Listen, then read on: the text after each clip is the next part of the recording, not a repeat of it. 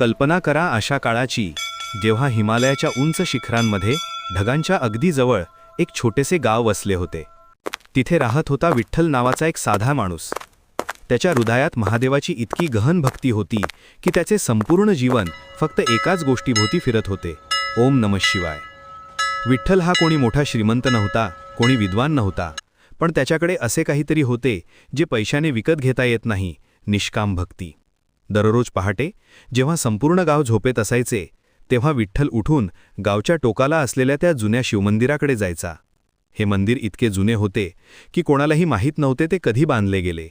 तिथला शिवलिंग अगदी प्राचीन होता आणि फारच कमी लोक तिथे येत असत. पण विठ्ठलासाठी हे मंदिर जगातील सर्वात पवित्र स्थान होते. तो तिथे बसून तासंत्रास महादेवाचे नाम घेत असे.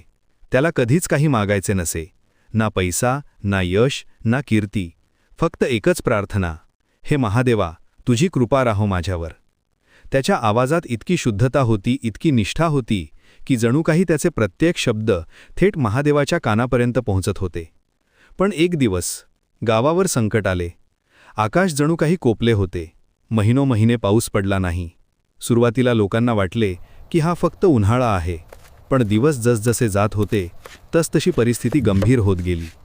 शेतात पिके वाळू लागली, विहिरी रिकाम्या होऊ लागल्या आणि लोकांच्या चेहऱ्यावरून आशा हरवू लागली. गावातील अनेक लोकांनी देवावरचा विश्वास सोडला. काहींनी म्हटले, देव असता तर आमची अशी अवस्था का होती? पण विठ्ठल, त्याची श्रद्धा अजिबात डगमगली नाही. उलट जसजसे संकट वाढत गेले तसतसे त्याची भक्ती आणखी गहन होत गेली. तो आता दिवसातून 2दा मंदिरात जाऊ लागला आणि त्याच्या प्रार्थनेत आता गावच्या कल्याणाची विनंती होती.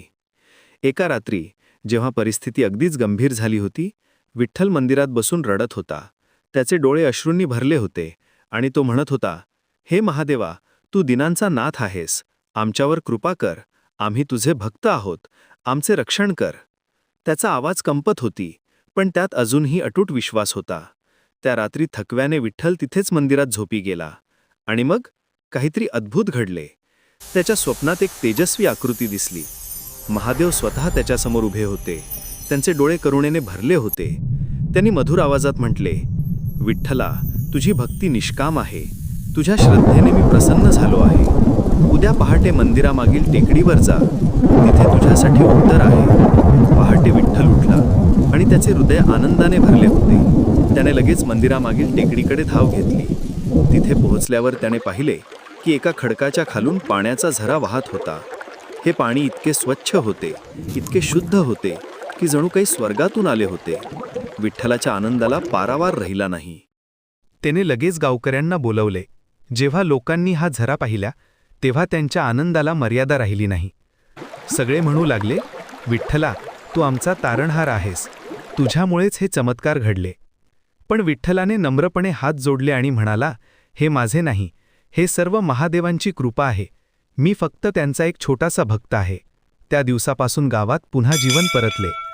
शेते हिरवी झाली, विहिरी भरल्या आणि लोकांच्या चेहऱ्यावर पुन्हा हास्य फुलले. पण विठ्ठल तसाच राहिला, साधा, नम्र आणि महादेवाचा निष्ठावान भक्त. त्याने कधीच स्वतःचे श्रेय घेतले नाही, कारण त्याला माहीत होते की खरी भक्ती म्हणजे अहंकार सोडून देवाच्या चरणी पूर्ण समर्पण करणे. या कथेतून आपल्याला हे शिकायला मिळते की निष्काम भक्ती, अढळ श्रद्धा आणि नम्रता यांमुळे महादेव स्वतः भक्ताच्या जीवनात प्रगट होतात. संकट कितीही मोठे असले तरी शिवभक्ताची श्रद्धा कधीच डगमगत नाही. आणि जेव्हा आपण स्वतःचा अहंकार सोडून पूर्ण मनाने देवाच्या चरणी समर्पण करतो, तेव्हा देव आपल्या भक्तांचे रक्षण करण्यासाठी स्वतः पुढे येतात. विठ्ठलाच्या या कथेप्रमाणे आपल्या जीवनातही अशी श्रद्धा आणि भक्ती असली पाहिजे.